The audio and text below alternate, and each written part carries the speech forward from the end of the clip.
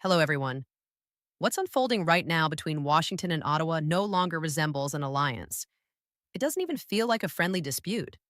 It looks far more like the end of a long marriage. For 7 decades, the United States and Canada stood side by side through every major crisis: Korea, the Cold War, Afghanistan, NATO itself. They shed blood together, constructed institutions together, and entrusted one another with the planet's most classified secrets. That deep trust cracked this morning. Donald Trump attempted to pull Canada into a war. He assumed he was facing the familiar Canada, the dependable ally that always answers the call, the partner that never challenges the objective, the neighbor that snaps to attention whenever the Pentagon gives the order. He miscalculated. Mark Carney refused to stand at attention. He offered no hedging, no ambiguous diplomatic note paired with discreet troop movements. Instead, he did something virtually unheard of from any modern Canadian prime minister. He looked directly at the American president and declared that Canada would not join his war. The fallout from that single refusal is already spreading through NATO corridors, the Pentagon briefing rooms, and quite possibly the long-term future of the Western security structure. Trump is furious. Washington's hardliners are seething, and much of the press is overlooking the deeper fracture. Over the next few minutes, I'm going to walk you through precisely what occurred, who backed down first, and why the military bond so many of us grew up regarding as unbreakable has now officially fractured. Let's get past the headlines and review exactly what happened during the past 72 hours. It began, as these things so often do, with an escalation. President Trump, enraged by Iran's latest advance in nuclear enrichment and the breakdown of quiet talks in Oman, concluded that diplomacy had run its course. At 5 a.m. Pablo, he posted on Truth Social, declaring that the United States was forming a coalition of the willing for imminent military strikes on Iranian nuclear sites. He explicitly named Canada as an essential participant and stated he anticipated Canadian naval and air forces moving into the Persian Gulf inside 2 weeks. He didn't request, he announced. He handled Canadian independence as though it were merely another entry on a Defense Department spreadsheet. Normally, this is when Canadian officials quietly fall in line. They dispatch a liaison group, release a restrained message about solidarity with partners, and work out how to join without drawing attention. That pattern broke. Prime Minister Mark Carney immediately called an urgent cabinet meeting. 3 hours later, he stepped in front of the press gallery in Ottawa. He appeared neither anxious nor torn. He looked like someone who had rehearsed this exact moment dozens of times. Facing the cameras, he stated plainly, Canada will not take part in an illegal war of aggression. No qualifiers, no wiggle room, a flat rejection of the deployment. Then he went further. He declared that Canada would exercise its sovereign authority under NATO Article 11 to decline any military operation lacking UN Security Council approval or a clear link to collective self-defense. He urged every NATO member to push for a negotiated settlement. Social media exploded.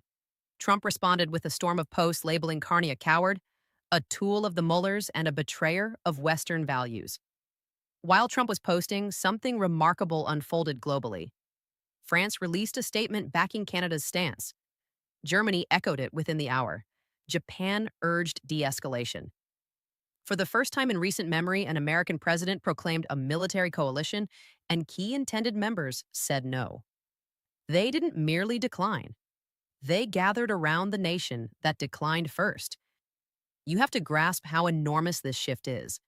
This goes beyond a tactical difference. It represents the disintegration of the post-World War II security framework. Trump expects obedience. He's accustomed to issuing commands and seeing allies line up.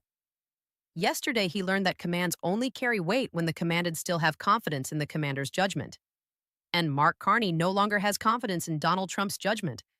I realize that statement sounds hyperbolic, but stay with me. I'm about to lay out the evidence because once you see it, you understand this isn't posturing.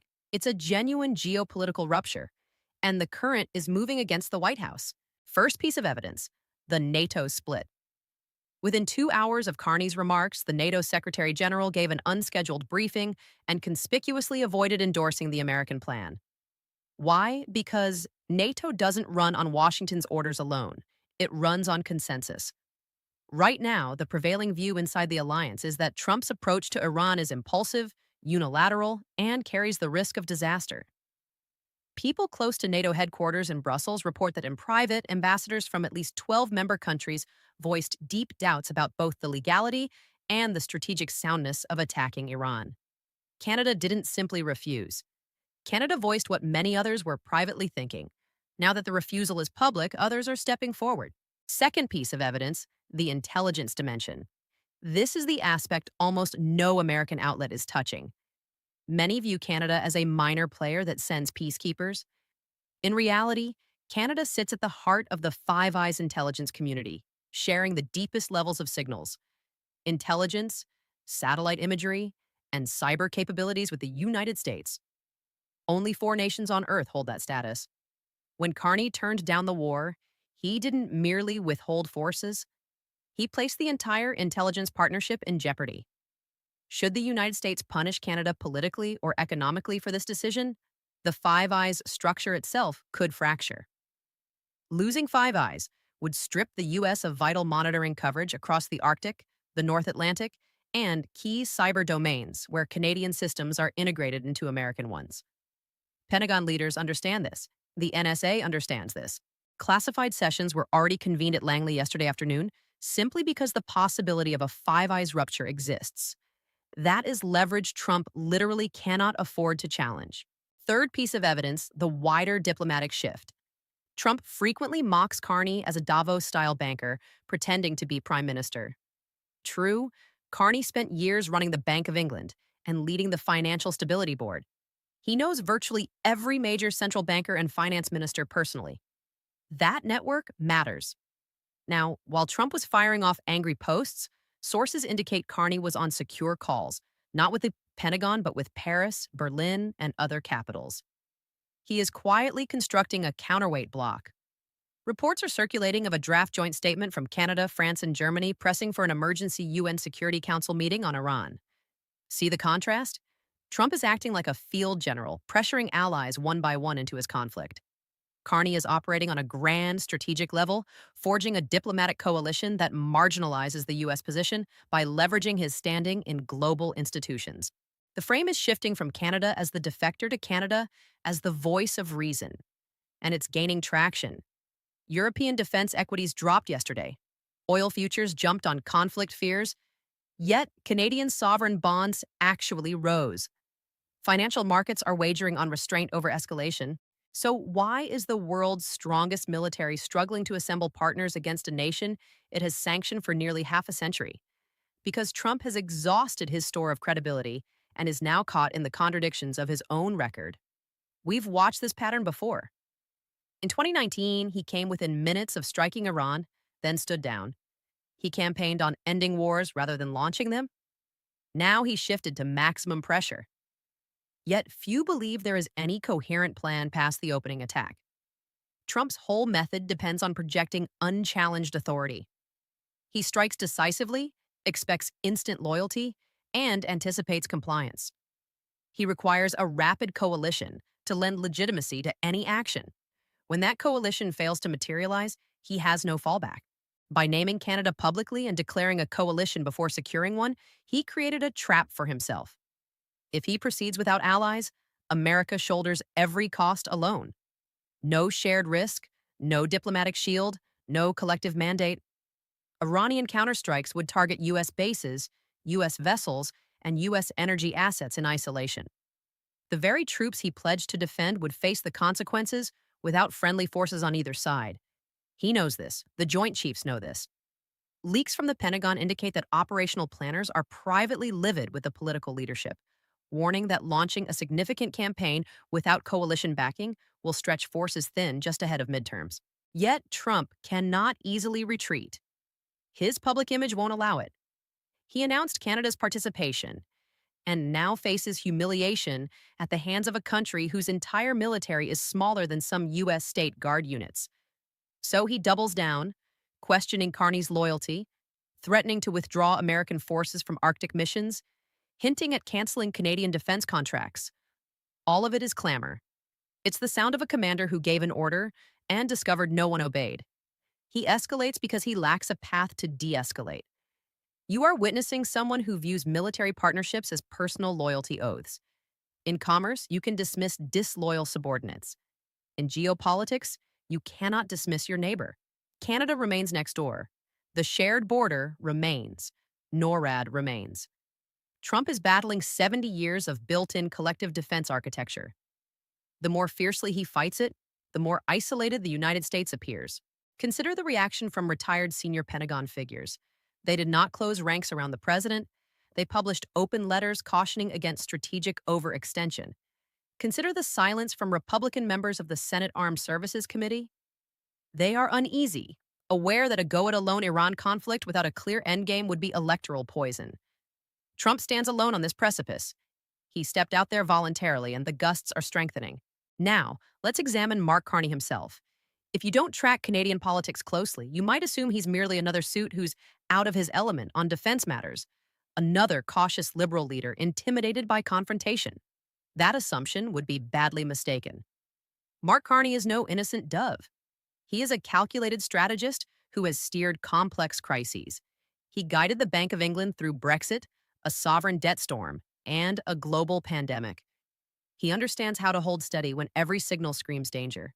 When Trump mocks him as a model, notice Carney's demeanor during that press appearance. No fist-pounding, no flag-waving rhetoric. He wore a dark navy suit, spoke with calm precision, and anchored every point in international law. He is deliberately casting himself as the sober, reasonable steward of Western values. In a world weary of another Middle East war, Europe exhausted by Ukraine, Asia tense over Taiwan, the global economy on edge, being the person who says enough carries immense weight.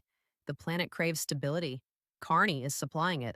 He is declaring that Canada upholds the rule of law, refuses to launch wars absent legal grounding, and will not follow orders blindly. In doing so, he reframes Trump's push for conflict as Canada's stand for principle. Each time Trump insists on obedience, Carney appears more honorable. Each time Trump threatens an ally for refusing, Carney emerges as the guardian of national sovereignty. This is classic asymmetric strategy. Canada cannot rival American military spending. The U.S. budget dwarfs Canada's 20-fold. But Carney recognizes that he doesn't need to match hardware. He only needs to make the political and diplomatic price of unilateral action so punishing that Trump cannot bear it. He is wielding what experts term institutional power. Not confronting raw military strength, but eroding the legitimacy required to exercise it. He isn't stopping the armor. He's removing the legal foundation beneath it. Carney also grasps timing. Trump requires momentum for this conflict before political winds shift. Midterms loom. His base is restless. He needs a clear win soon. Carney is playing for time. If he maintains his position long enough, UN diplomacy gains traction, more allies distance themselves, and American domestic resistance grows until military action becomes untenable. It's a test of endurance. One side beats the drums and demands immediate movement. The other quietly opens every diplomatic line and lets the clock run. Who do you believe will yield first? Why should this matter to you? Whether you're in Texas, Ohio, California, Europe, or Australia, you may assume it's distant diplomatic drama with no impact on daily life. You'd be incorrect. This touches everything. The world economy rests on decades of trust that Western partners move in unison. That trust just fractured. Should the United States attack Iran without support, oil prices won't merely climb. They will surge. Should Iran block the Strait of Hormuz even briefly, 1/10 of global supply disappears instantly. Gas prices could jump $2 a gallon in weeks. Investment portfolios would see defense shares rise sharply while nearly everything else falls. If you serve in uniform or have loved ones who do, this is deeply personal. No coalition equals no shared sacrifice. Beyond economics and defense, a more fundamental break is occurring. We are witnessing the close of the era of automatic alignment. For generations, when Washington declared, "We're going," the West mobilized. That habit ended yesterday. Canada, the steadiest, least vocal partner, the one that followed America into Kandahar and returned with draped coffins, has said, "Not this time." If Canada can refuse, who follows? Australia, the United Kingdom? Will France decline overflight rights? We are observing in real time the splintering of the Western military compact, not because of Moscow or Beijing, but because Washington chose to frame a discretionary war as a loyalty exam. This points toward a future in which America wages conflicts alone. Coalitions are no longer presumed, and military decisions serve one individual's political timetable rather than shared security. Carney isn't merely shielding Canadian troops from a questionable campaign. He is defending the idea that sovereign states retain the right to choose their own wars. He is establishing a boundary. You can be our partner or our superior, but not both simultaneously. Where does this lead? That's the unsettling part. Normally, these crises include a discreet back channel, a phone call, a compromise, a mutually face-saving formula, and forces stand down. Trump doesn't favor back channels after public defiance. Carney cannot retract his stance after citing international law on global television. Three paths seem possible. Path A, prolonged deadlock. Trump threatens but postpones action. Canada stands firm. UN talks continue slowly. Months drag on. Tensions persist but never erupt. Iran negotiates from greater strength. No war occurs, yet the alliance remains scarred. Difficult but manageable. Path B, solitary American strike. No partners, no UN authorization. Iran strikes back. Oil markets crash. The Strait of Hormuz turns into a combat zone. This is the catastrophic outcome. Disorder on a level unseen since 2003, likely tipping the world into recession almost immediately. Extreme yet impossible to dismiss, given the current administration. Path C, broader realignment. Carney's defiance marks a pivot. Canada helps form a bloc of middle powers dedicated to multilateralism. They craft alternative defense arrangements and diplomatic mechanisms less dependent on U.S. leadership. America's global dominance diminishes permanently, but a more distributed international system emerges. My assessment: we currently sit in scenario A, drifting perilously toward B. This is the juncture where genuine statesmanship is essential. Trump does not practice statesmanship, and Carney has already staked his position. We have entered unknown waters. The old map, America leads, allies unquestioningly follow, is burning. Carney has demonstrated that a smaller power can say no to a superpower when armed with legal grounding, strategic leverage, and sufficient resolve.